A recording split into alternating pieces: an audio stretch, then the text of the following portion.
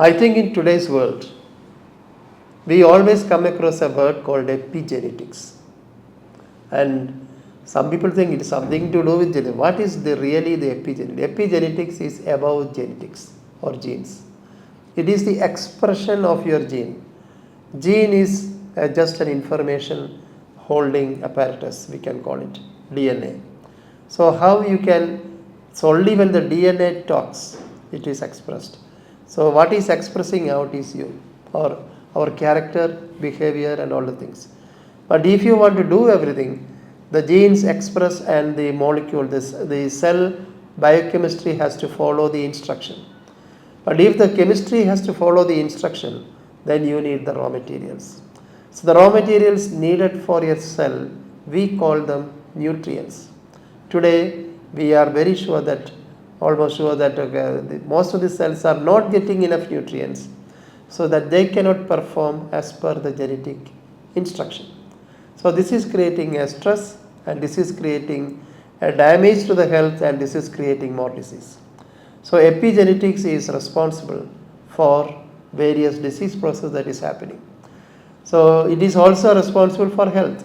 So how you have to balance or manipulate all these things, that is the most important thing.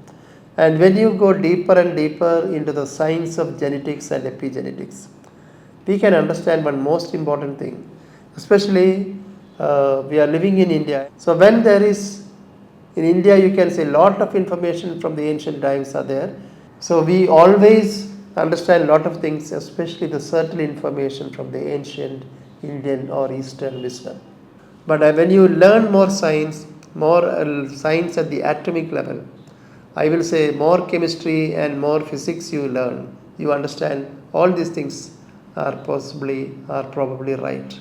And we have to use it as rituals and a lot of things, which is to improve your health. So health improvement is the key. Understanding health at the genetic level or epigenetic level and at the molecular level, you balance the metabolism and rebalance the metabolism. A person can do anything in this world. Your wish is your action.